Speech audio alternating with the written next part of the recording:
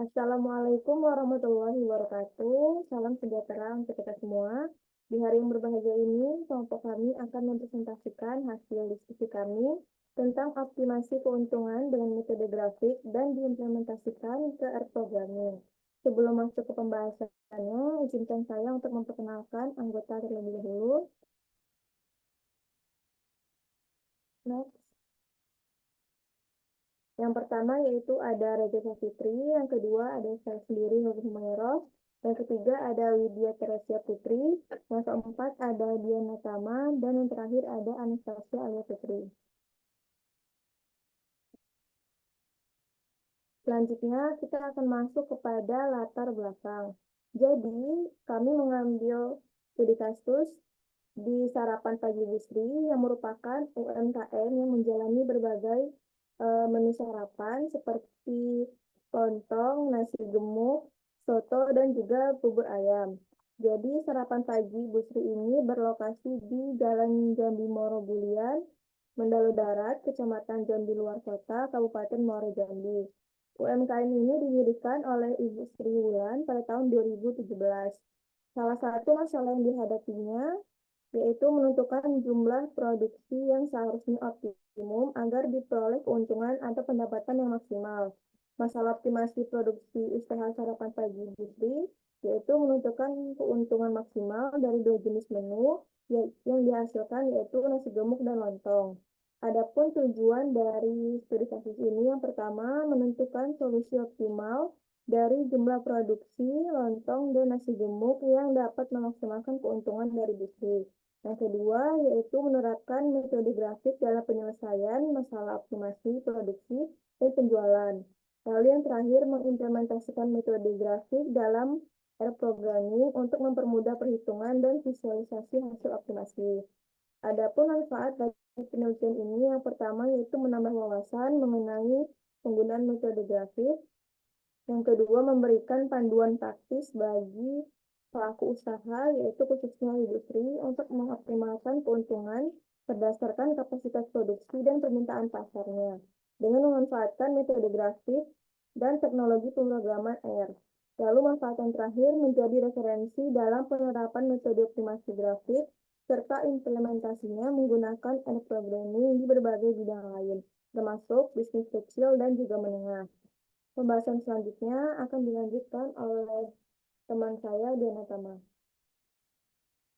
Baiklah, yang selanjutnya adalah waktu dan tempat penelitian. Penelitian ini dilakukan dengan memilih salah satu usaha mikro kecil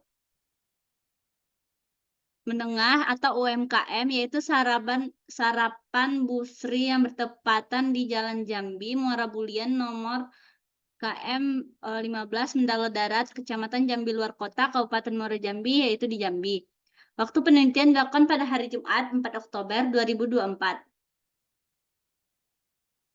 Metode penelitian yang dilakukan adalah menggunakan metode wawancara dengan narasumber dari pihak UMKM sendiri, yakni owner dari Sarapan Pagi Busri yang bernama Ibu Sri Wulandari.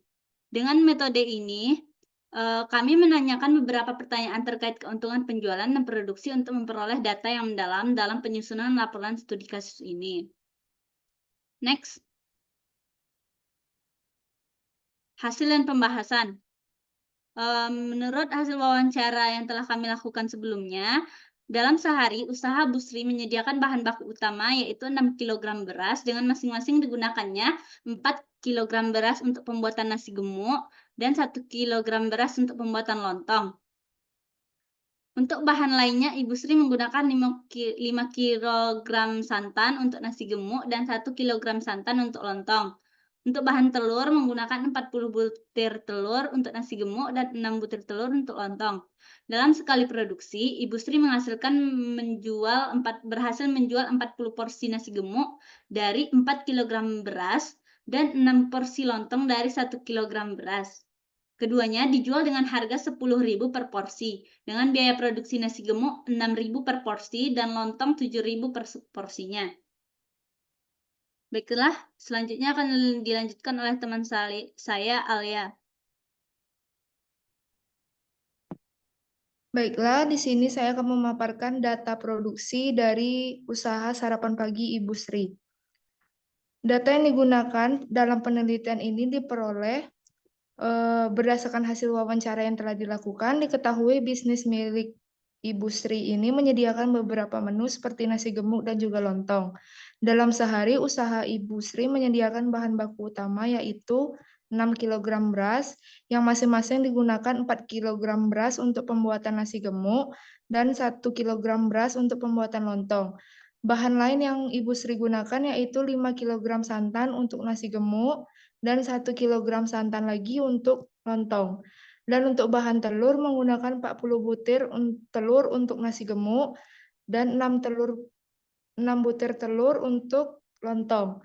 Dalam sekali produksi, Ibu Sri ini berhasil menjual 40 porsi nasi gemuk dari 4 kg beras dan 6 porsi lontong dari 1 kg beras. Keduanya dijual dengan harga 10.000 per porsi dengan biaya produksi nasi gemuk 6.000 per porsi dan lontong.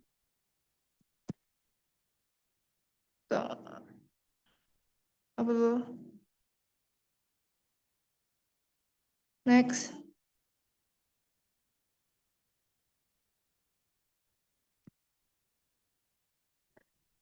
Dan lontong 7.000 per porsi. Keuntungan untuk sekali produksi yaitu dari nasi gemuk 160.000, dari lontong 18.000.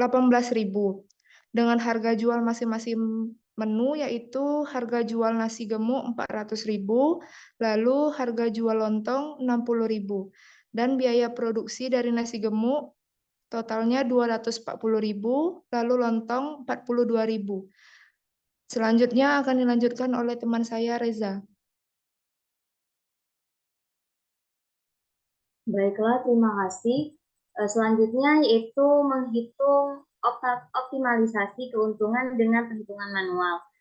Untuk mengetahui keuntungan optimal dari penjualan menu nasi gemuk dan lontong di usaha sarapan Ibu Sri, kami menggunakan metode grafik dari program linear. Langkah-langkah untuk perhitungannya yaitu step pertama yaitu menentukan variabel keputusan. Kami menggunakan dua variabel keputusan yaitu X1 mewakili jumlah produksi nasi gemuk, sedangkan X2 mewakili jumlah produksi lontong. Step selanjutnya yaitu menentukan fungsi tujuan. Fungsi tujuan kami adalah untuk memaksimalkan keuntungan. Keuntungan dari nasi gemuk yaitu Rp16.000 per sekali produksi, sedangkan dari lontong yaitu Rp18.000 per sekali produksi, sehingga didapatkan fungsi tujuan Z maksimal sama dengan 160X1 ditambah 18X2. Setelah didapatkan fungsi tujuan, selanjutnya yaitu menentukan fungsi kendala. Ada beberapa kendala yang membatasi jumlah produksi nasi gemuk dan lontong, yaitu jumlah bahan baku seperti beras, santan, dan telur. Sehingga didapatkan 3 fungsi kendala, yaitu yang pertama fungsi kendala X1 4X1 ditambah X2 kurang dari sama dengan 6, sedangkan kendala kedua yaitu 5X1 ditambah X2 kurang dari sama dengan 7, sedangkan kendala ketiga yaitu 40X1 ditambah 6X2 kurang dari sama dengan 50. Dengan X1 dan X2 harus bernilai positif atau 0. Dengan mengubah ketidaksamaan, selanjutnya yaitu mengubah ketidaksamaan menjadi persamaan dengan fungsi kendala pertama yaitu X1 tambah X2 sama dengan 6. Dimisalkan X1 sama dengan 0, maka didapatkan X2 sama dengan 6. Sehingga didapatkan titik pertama untuk kendala pertama yaitu 0,6. Selanjutnya misalkan X2 sama dengan 0, sehingga didapatkan X1 sama dengan 1,5. Didapatkan titik kedua untuk fungsi kendala pertama yaitu 1,5, 0. Untuk kendala kedua yaitu 5X1 ditambah X2 sama dengan 7, misalkan X1 sama 0, sehingga didapatkan X2 sama dengan 7, dengan titik pertama yaitu 0,7, untuk titik kedua yaitu 1,40. Untuk fungsi kendala ketiga didapatkan titik pertama yaitu 0, 8,3. Untuk titik kedua yaitu 1,250.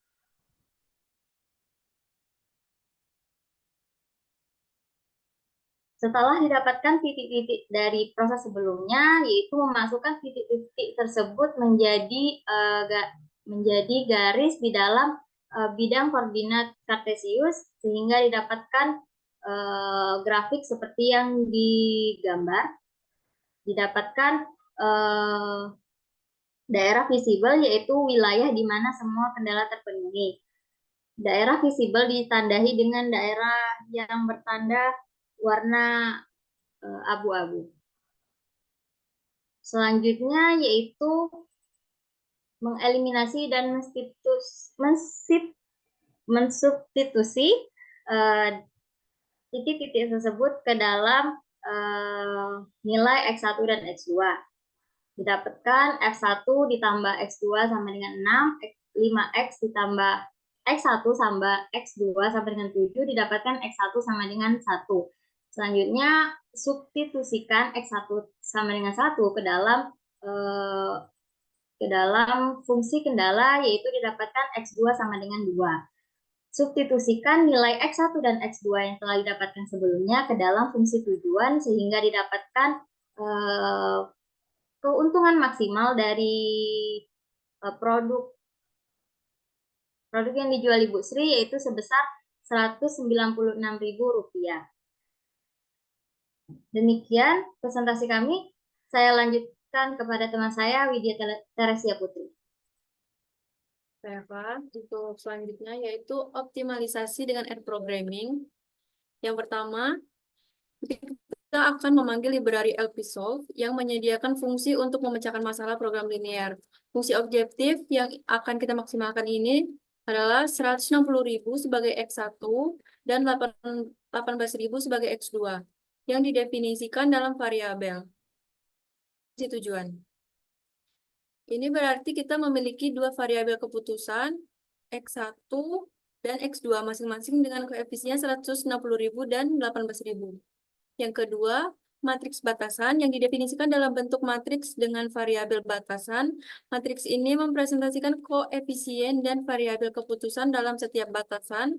Yang ketiga, sisi kanan dan arah batasan. Sisi kanan menunjukkan nilai-nilai yang menjadi batasan untuk masing-masing persamaan, yaitu 6, 7, dan 50. Sedangkan arah itu menunjukkan arah batasannya.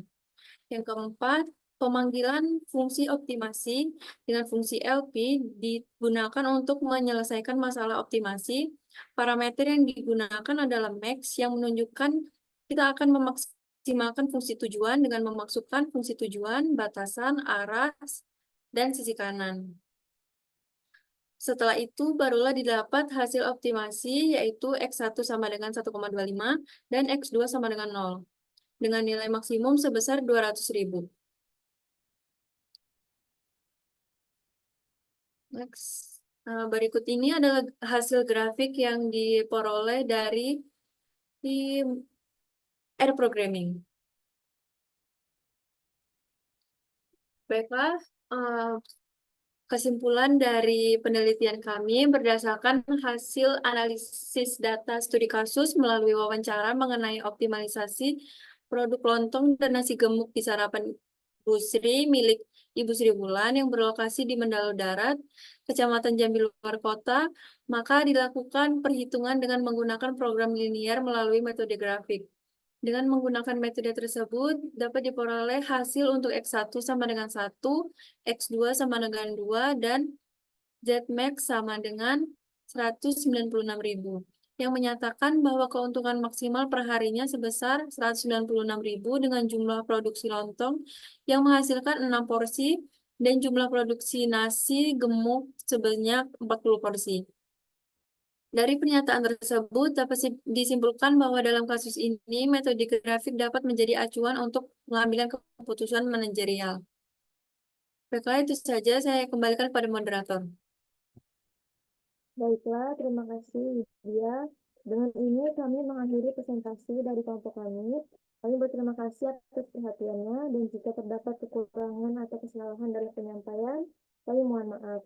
Saya akhiri. Wassalamualaikum warahmatullahi wabarakatuh.